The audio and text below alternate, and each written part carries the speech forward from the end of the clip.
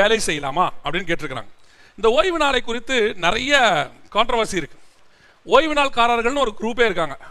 7ஆம் நாளை குறித்து அவர்கள் 7ஆம் நாள்காரர்கள் சொல்லுவாங்க, செவன்த் டே அட்வென்டிஸ்ட்லாம் சொல்லுவாங்க. இவர்கள் என்ன சொல்றாங்கன்னா, பழைய ஏற்பாட்டில் ஓய்வு நாளை குறித்து சட்டம் கொடுக்கப்பட்டது, நியாயப்பிரமாணத்தில் கொடுக்கப்பட்டது, யூதர்களுக்கு கொடுக்கப்பட்டது.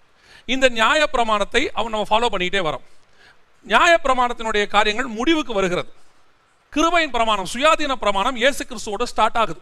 அப்படி ஸ்டார்ட் ஆகும்போது எதெல்லாம் புறஜாதியார் ஃபாலோ பண்ணணும் அப்படின்னு சொல்லி நியாய சங்கம் அந்த இடத்துல உட்கார்ந்து ஒரு முடிவு எடுக்கிறாங்க. அப்போஸ்தலர்கள் மூப்பர்கள்லாம் சேர்ந்து முடிவு எடுக்கிறாங்க. அதில் அவங்க என்னென்ன சொல்றாங்க அப்படின்னு கேட்டிங்கன்னா, பீருண்டு செத்ததுக்கு, ரத்தத்திற்கு, விபச்சாரத்திற்கு, இப்படிப்பட்ட காரியங்களுக்கு மட்டும்தான் விலக்கு கொடுக்குறாங்க.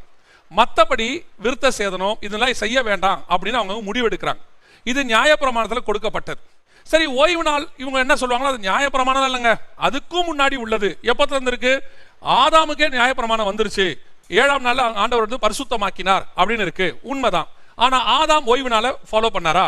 சரி. 2வது, ஆதாமுக்கு அப்புறம் நம்ம பார்க்குற பரிசுத்தவான் ஏனோக்கு, அவர் ஃபாலோ பண்ணாரா? 3வது நோவா, அவர் ஃபாலோ பண்ணாரா? சரி. அதுக்கப்புறம் வரக்கூடியதான ஆபிரகாம், ஈசாக்கு, யாக்கோபு, யாருமே ஃபாலோ பண்ணல. என்ன காரணம்னு கேட்டா, ஓய்வு நாளை தேவன் பரிசுத்தமாக்கினார், அவர் பரிசுத்தமாக்கி வச்சார், அவ்வளவுதான். ஆனா நியாயப்பிரமாணமாக அது வரவில்லை, ஃபாலோ பண்ணணுங்கிறது கட்டளையாகவே வரல. அது கட்டளையா எங்க கொடுக்கப்பட்டதுன்னு கேட்டீங்கன்னா, லேவியராகமத்தின் புஸ்தகம் 21ஆம் அதிகாரத்தில் அது கட்டளையாக வருகிறது. அது வந்த பிறகு இஸ்ரவேலர்கள் அதை கண்டிப்பாக ஃபாலோ பண்ண வேண்டும் என்று சொல்லப்பட்டார்கள்.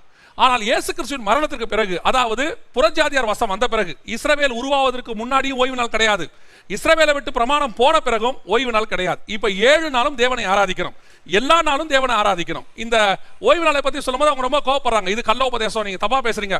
புதிய ஏற்பாட்டில் அப்போஸ்தலர் நடவடிக்கைகளில் ஓய்வு நாளை ஃபாலோ பண்ணது யார்? இப்ப நீங்க எடுத்துக்கிட்டீங்கன்னா அவங்க என்ன சொல்லுவாங்கன்னா, பவுல் ஓய்வு நாள் தூரம் பிரசங்கத்துக்கு போனாரு. பவுல் ஓய்வு நாள்ல ஏன் போனாரா? யூதர்கள் அங்க கூடி, அவங்க நியாயப்பிரமாணக்காரங்க, அவங்க கூடி வரும்போது அவங்க கிட்ட பிரசங்கம் பண்ண போனாரு. 14 நாள் கடல் மேல இருந்திருக்காரு. அவர் எந்த ஓய்வு நாளை ஆசாரிச்சிருப்பாரு? சரி. அதுக்கு பிறகு அவர் மக்கதோனியா தேசத்துக்கு போறாரு, ஓய்வு நாள் ஆசாரிச்சாரா? கிடையாது, எங்கேயுமே இருக்காது. இன்னும் நான் ஒரு படி மேல போய் சொல்றேன்.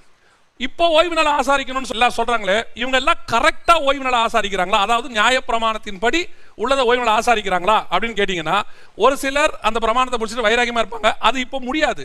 ஏன் முடியாது? புறஜாதியாருக்கு வரும்போது நாள் மாறுது, டேட் மாறுது. நமக்கு இங்க வரும்போது 12 மணி நேரம் டிஃபரன்ஸ் எங்க இருக்குது? அமெரிக்காவுக்கு இருக்குது.